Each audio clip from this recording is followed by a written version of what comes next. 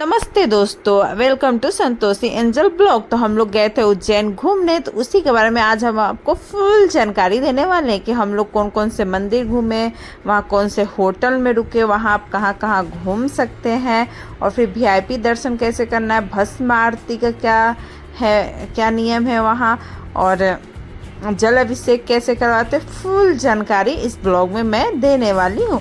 और उसके बाद ओमकालेश्वर कैसे जाएं आप, ओमकालेश्वर में जाने का कितने बस भाड़ा है, मतलब सब जानकारी इस ब्लॉग में आपको मिलेगी।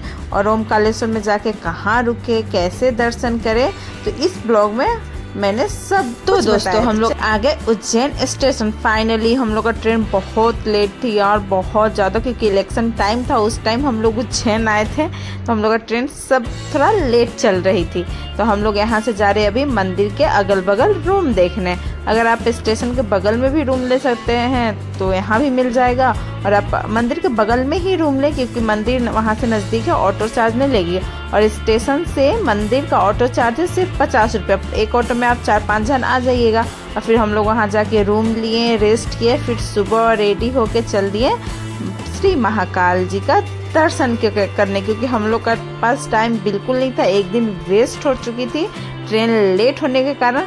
तो मैं तो कहूँगी आप उज्जैन 2 दिन के लिए आइए। और हम लोग का होटल चार्ज था, एसी होटल चार्ज था 1400, और नॉन एसी होटल चार्ज आपको 800-900 में मिल जाएगा, मतलब 800 से स्टार्टिंग है। अगर आप भस्म आरती में शामिल होना चाहते हैं तो उसके लिए आप ऑनलाइन बुकिंग के लिए श्रद्धालु के लिए एक वेबसाइट है महाकालेश्वर.com, वहाँ जाकर आप 200 रुपये देकर ऑनलाइन बुकिंग करवा सकते हैं। और वहाँ का टाइमिंग है शायद 8 बजे से बुकिंग होता है। और ये ना भूलें, अगर भस्म आरती में आप जा रहे हैं तो औरतों के लिए साड़ी और पुरुषों के लिए धोती पहनना अनिवार्य है।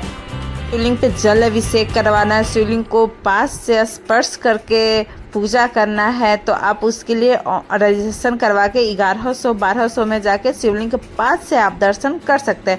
बट अभी हम लोग जा रहे हैं जनरल लाइन से, no VIP ticket, no registration, कुछ भी नहीं।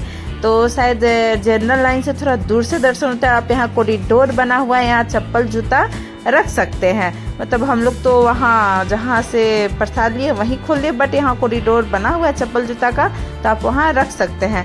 तो उतना ज़्यादा भीड़ नहीं लग रही है जनरल लाइन, क्योंकि हम लोग मई महीने में आए हैं, तो उतनी ज़्यादा भीड़ नहीं है। बट आगे जाके देखते हैं भीड़ है। हाँ, एक बात, आप अंदर मोबाइल ले जा सकते हैं, कैमरा भी ले जा सकते हैं। इसके लिए रोक टोक कोई नियम नहीं है कि आप मोबाइल, कैमरा ये सब नहीं ले जा सकते, आप ले जा सकते हैं। तो अभी हम लोग जा रहे हैं, अंदर आ चुके हैं। अंदर हम लोग लाइन में, पर लाइन उतनी थी नहीं, मतलब जनरल लाइन में उतना भीड़ था नहीं। बट यही है कि जनरल लाइन से आपको दूर से दर्शन होगी, मैं भी ऐसा सुनी हूँ। बट चलिए देखते हैं कहाँ से हम लोग का दर्शन होता है। लाइव आप लोग का दर्शन करवाती हूँ महाकालेश्वर जी का। तो देखिए यहाँ हम तो फ्रेंड्स हम लोग आ गए गर्भगृह में महाकालेश्वर के। यहाँ आके ही सुकून लग रहा है, बट अंदर में थोड़ा सा भीड़ है। और अंदर में ये है कि आपको 5-6 सेकेंड में हटा दिया जाएगा। बस यही बात थोड़ा ख़राब लगती है कि उतना दूर से लाइन में लग के आओ, और फिर 2-3 सेकेंड 5 सेकेंड में बाहर जाने के लिए कह देते हैं। बट कोई बात नहीं, उन लोग का अपना नियम कानून है। तो देखिए ओमकालेश्वर जी का दर्शन कीजिए आप लोग भी।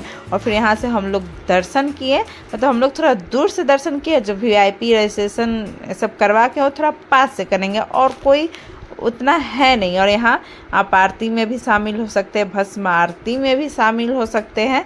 तो अभी महाकालेश्वर जी का श्रृंगार नहीं हुआ था, तभी हम लोग दर्शन किए थे। उसके बाद इनका श्रृंगार होता है 5 बार। तो हम लोग यहाँ दर्शन करके बाहर निकल गए हैं, और अब यहाँ से हम लोग जाएंगे थोड़ा सा होटल में खाना खाएंगे, दर्शन करके अब जा रहे रिटर्न, क्योंकि और सब भी मंदिर घूमना है और आप लोग को भी दिखाना है। तो फिर हम लोग यहाँ खाना खाएं। आपको 120 रुपया पर पर्सन थाली मिल जाएगा, और बहुत अच्छा थाली देते, गरम गरम रोटी बना के देते। तो आप गरम गरम रोटी खाइए और फिर रेडी हो जाइए और सब मंदिर को घूमने के लिए। तभी हम लोग यहाँ से जाएंगे अपने होटल में, थोड़ा रेस्ट करेंगे। और रेस्ट करने के बाद हम लोग के लिए होटल वाले ही ऑटो बुला दिए थे, तो इतना प्रॉब्लम हम लोग को हुआ नहीं। और यहाँ थोड़ा सा हम लोग रेस्ट किए। होटल में हम लोग रुके थे, फिर यहाँ होटल में रेस्ट किए, फिर हम लोग का ऑटो आ गया। अगर आपको यहाँ से मंदिर घूमना है, सब मंदिर घूमना है, तो एक ऑटो वाले 400-500 चार्ज करते हैं। आप ये बुक करवा लीजिए और एक ऑटो में 4-5 जन आराम से आ जाएंगे। फिर हम लोग यहाँ अपना ऑटो बुक किया और ऑटो बुक करके अब हम लोग जा रहे हैं मंदिर घूमने। पहला ग्रुप में गए थे घूमने तो तब बोरिंग नहीं लग रहा था। आप लोग भी आइए ग्रुप में फ्रेंड लोग साथ घूमने, तो तब बोरिंग नहीं लगेगा, मौज मस्ती में समय कट जाएगी। तो फिर हम लोग यहाँ ग्रुप में ही आए थे घूमने, बहुत मज़ा आ रहा था। और फिर यहाँ से हम लोग जा रहे, सबसे पहले गए हम लोग सबसे पहले हम लोग आ गए हरसिद्धि माता का मंदिर का दर्शन करने। कहा जाता है कि उज्जैन में एक प्रसिद्ध शक्तिपीठ इसे माना जाता है और माता सती की दाहिनी हाथ की कोहनी यहाँ आके गिरी थी। तब से यहाँ पूजा पाठ और यहाँ शाम को आरती भी होती है, तो आप शाम को यहाँ का आरती का भी दर्शन कर सकते हैं। और उसके बाद हम लोग गए काल भैरव का दर्शन करने। कहा जाता है अगर श्री महाकाल यहाँ के राजा थे तो काल भैरव उनके सेनापति। और फिर कहा यह भी जाता है कि यहाँ दारू चढ़ती है, बट दारू लेकर ना जाए, क्योंकि हम लोग को दारू चढ़ाने नहीं दिया गया था, बस बाहर मिलते हैं, अंदर चढ़ाने नहीं देते हैं। और यहाँ पे बहुत ज़्यादा भीड़ रहती है, 4-5 घंटा आपको दर्शन करने में लग जाएगी, क्योंकि हम लोग को आराम से 4-5 घंटा लग गए दर्शन करने।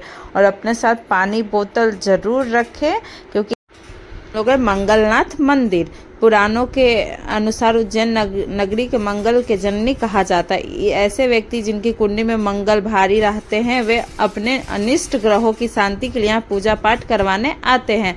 तो आप यहाँ पे आके पूजा पाठ करा के अपना मंगल दोष से छुटकारा पा सकते हैं। और यहाँ लाल रंग की चीज़ों का दान होता है, तो आप यहाँ पे आए, पूजा पाठ करें और मंगल दोष मुक्त हो सके। सिप्रा नदी घूमने, और कहा जाता है कि सिप्रा नदी में अमृत की बूंदें गिरी थी, इसलिए सिप्रा नदी का महत्व और भी अधिक बढ़ जाता है। यहाँ भगवान श्री राम ने पूर्वजों का तर्पण किया था, इसलिए सिप्रा का प्रमुख तट राम घाट के रूप में जाना जाता है। और यहाँ शाम 6 बजे भव्य आरती होती है। आप यहाँ शाम 6 बजे आकर आरती का अनुभव ले सकते हैं। हम लोग का आरती छूट गई थी क्योंकि हम लोग लेट से यहाँ आए। आप लोग 6 बजे आइए और आरती का अनुभव उठाइए। और उसके बाद हम लोग गए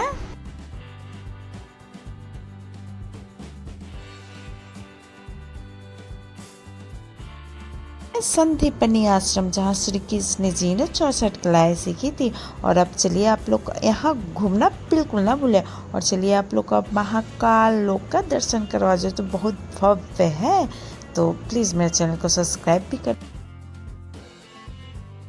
और आप महाकाल लोक रात को ही घूमने जाएं, बहुत मजा आएगी, बहुत सुकून मिलेगा। और महाकाल लोक में भगवान शिव और उनके पूरे परिवार की प्रतिमाओं को स्थापित किया गया है। यहाँ भगवान शिव की लीलाएं का वर्णन किया गया है।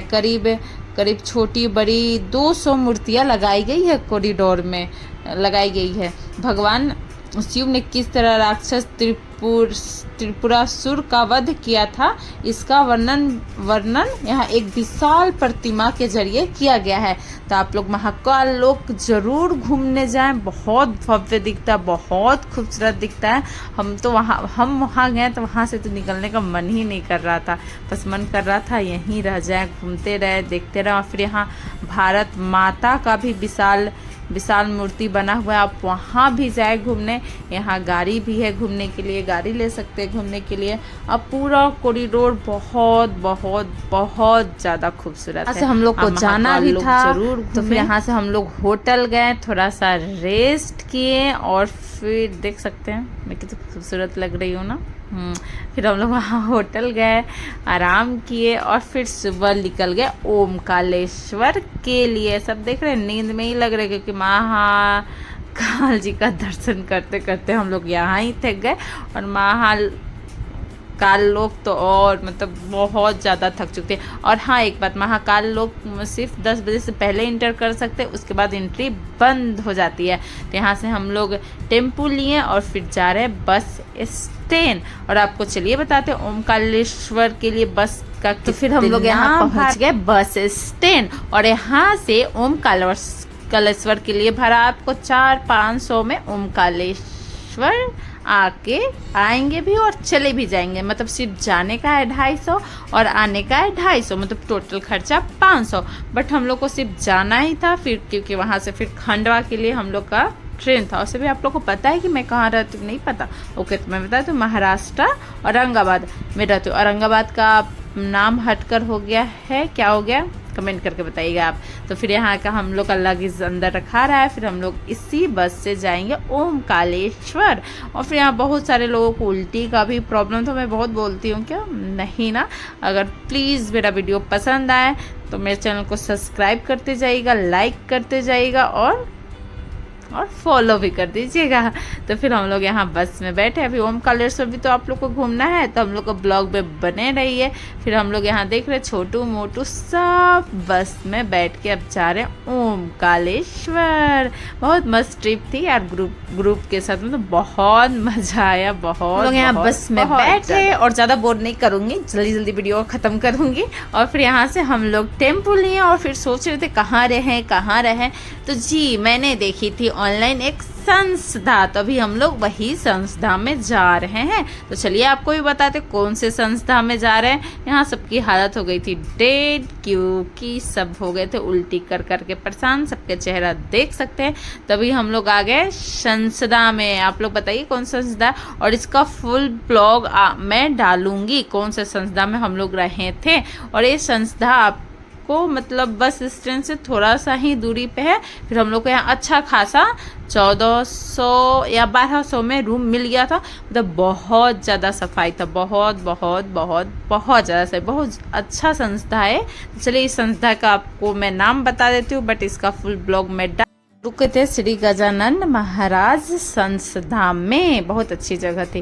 फिर हम लोग यहाँ रुके, तो फिर मैं हम इस लोग संस्था का ब्लॉग डालूंगी और ओमकालेश्वर का दर्शन नेक्स्ट ब्लॉग में करवाऊंगी। तो अगर आप मेरे चैनल पर न्यू है तो सब्सक्राइब करते जाइएगा, लाइक करते जाइएगा, शेयर करते जाइएगा और थैंक यू सो मच। और नेक्स्ट ब्लॉग जरूर देखिएगा।